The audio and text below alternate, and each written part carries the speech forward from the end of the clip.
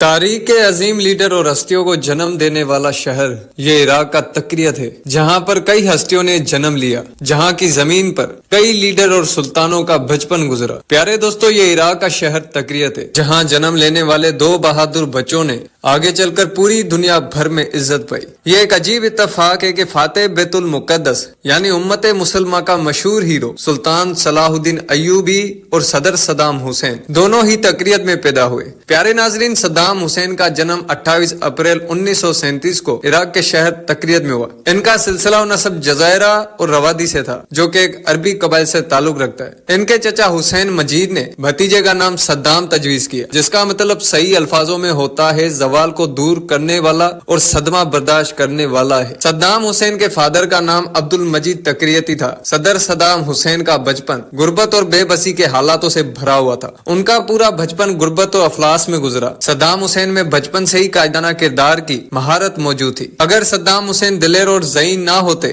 تو وہ ایک گمنام اور جفاکش کسان کی زندگی گزار دیتے، مگر قسمت کو کچھ اور ہی منظور تھا۔ صدام حسین نے اپنی ابتدائی تعلیم کا آغاز بغداد کے ایک چھوٹے اسکول سے کیا۔ انہوں نے عربوں کے عروج و زوال کا بھی مطالعہ کیا۔ اس دور میں ملک عراق میں دو بڑی سیاسی جماعتیں مقبول تھی، ایک طرف سوشلسٹ پارٹی اور دوسری جانب بعث پارٹی تھی۔ سوشلسٹ پارٹی کی ریاست نے عوام کے تمام بنیادی حقوق و ملکیت کو چھین کر خود اپنے پاس رکھا ہوا تھا اور وہ آمرانہ پالیسیاں بھی اپنائے ہوئی تھی، اور دوسری سائڈ عرب کی بعث پارٹی پورے عرب ورلڈ کو ایک پرچم تلے متحد کرنے کا نعرہ لگا رہی تھی۔ صدام حسین نے بعث سیاست میں شامل ہونے کو اہمیت دی تاکہ ملک کو آمریت سے چھٹکارا دلا سکے۔ سوشلسٹ پارٹی کے عبد الکریم عراقی، جو عراق کے بہت ہی مشہور حاکم تھے، انہوں نے بعث پارٹی کے حامیوں کو ختم کرنے کے مقصد سے کرکوک میں ظلم و تشدد کا انتہائی بازار گرم کیا۔ اس دوران حسب اقتدار سے سمبند رکھنے والے سعدون ناصر کو تکریت میں قتل کر دیا گیا، اور ان کے قتل کا نشانہ صدام حسین کو بنا کر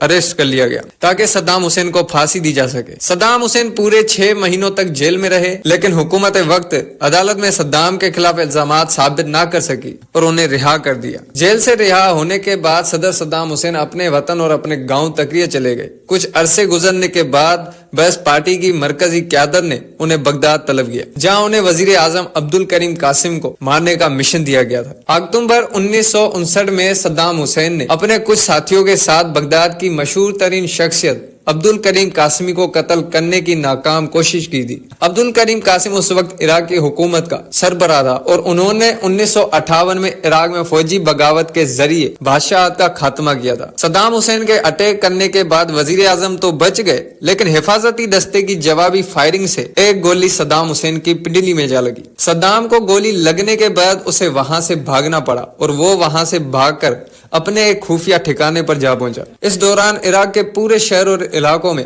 کرفیو لگا دیا گیا اور صدام حسین کی تلاش کرنا شروع کر دی گئی۔ دوسری سائڈ صدام کو لگنے والی گولی کو بھی فوری طور پر نکالنا بہت ہی ضروری تھا، ورنہ گولی کا جو زہر تھا وہ پورے جسم میں پھیل بھی سکتا تھا۔ شہر میں کرفیو لگنے کی وجہ سے وہ کسی ہاسپٹل یا ڈاکٹر کے پاس بھی نہیں جا سکتے تھے، نہ ہی پھر کوئی اور ڈاکٹر ان کے پاس آ سکتا تھا۔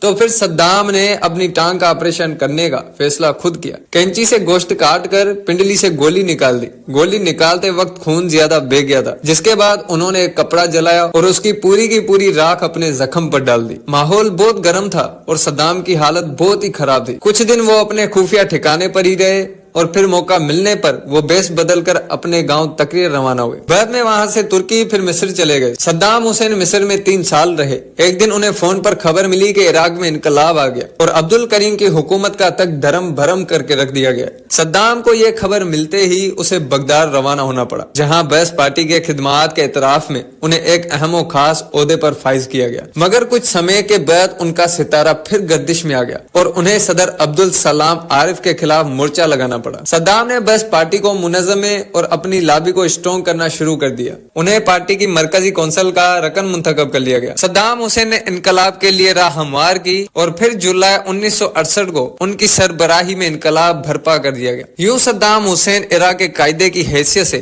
منظر عام پر آئے۔ ناظرین گرامی، صدام حسین ایک اسٹرانگ اور پاورفل لیڈر تھے اور جذباتی بھی بہت تھے۔ یہ کمزوری ایسی تھی جس کا فائدہ امریکہ نے اٹھایا، اور امریکہ نے پھر صدام حسین کے کان بھرنا شروع کر دی کہ وہ جمال عبد الناصر کی طرح پوری عرب دنیا کا لیڈر بن سکتے ہیں۔ یہاں سے صدام کے خلاف امریکی سازشوں کا एक अहम दरवाजा खुलना शुरू हुआ।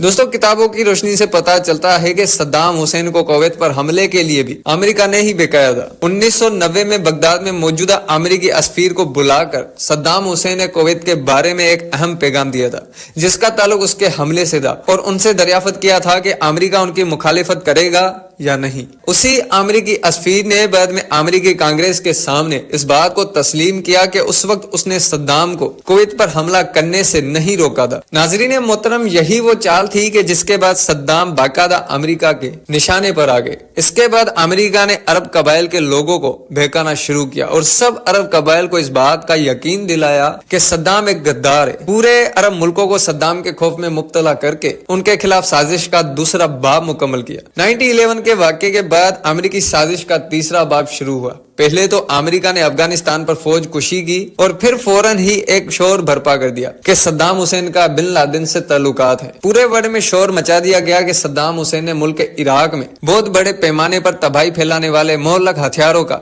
जखीरा जमा कर रखा है। जैसा कि इराक पर अमेरिका अफवाज के कब्जे, उनकी लूट मार और 30 दिसंबर 2006 को सदर सद्दाम हुसैन को फांसी दिए जाने के बाद इस बात की खोजना हुई कि इस मुल्क में मोहल्लक हथियारों का कोई भी जखीरा या गोला बारूद नहीं था। माहिरीन की तहकीक से पता चलता है कि एक जमाने में खुद अमेरिका ने सद्दाम को ईरान के खिलाफ यूज किया था। उस वक्त वो अमेरिका की आंख का तारा बने हुए थे, लेकिन फिर चश्मे फलक ने ये नजारा भी दिखाया कि सद्दाम के अमेरिकी सरपरस्त उनके मुल्क पर चढ़ दौड़े और आखिरकार सद्दाम हुसैन को सूली का निशाना बनाकर तख्तेदार पर लटका दिया। सद्दाम हुसैन को कितना ही जालिम बनाकर पेश किया जाए, लेकिन अरब और इस्लामी वर्ल्ड में उनकी मकबूलियत से इनकार नहीं किया जा सकता। उन्हें सहूनियत और अमेरिकी साम्राज्य के खिलाफ मज़ाहिमत की अलामत आज भी समझा जाता है। ये भी एक अफसोसनाक हकीकत है कि कई दहाइयों तक इराक पर रोब और दबदबे के साथ हुकूमत करने वाले सद्दाम हुसैन को सजाए मौत देने के लिए मुसलमानों के एक मजहबी त्योहार ईद उल अज़हा के दिन का इंतखाब किया गया था। अगर देखा जाए तो सद्दाम हुसैन को खत्म करने में सबसे बड़ा हाथ उनके अपने ही लोगों का है। सद्दाम हुसैन हमेशा इराक से ये कहता फिरता था कि ए मेरे भाइयों, अपनी आंखें खोलो और अपने हक के लिए लड़ो। अगर तुम ऐसे ही बैठे रहोगे तो कल तुम्हारे घरों पर, तुम्हारी इज्जतों पर हाथ डाल दिया जाएगा। जिस कौम के लिए सद्दाम मरते रहे, आखिरकार उसी कौम ने सदर सद्दाम हुसैन का गला घोट दिया और अमेरिका के बहकावे में आकर सद्दाम को हमेशा हमेशा के लिए खत्म कर दिया गया। सद्दाम हुसैन के जाने के बाद इराक में हर तरफ बर्बरियत और तबाही का एक आलम बर्पा हो गया और फिर इराक वालों की आंखें खुली। लेकिन दोस्तों, तब तक बहुत देर हो चुकी थी और इराक पूरी तरह तबाह बर्बाद हो गया था।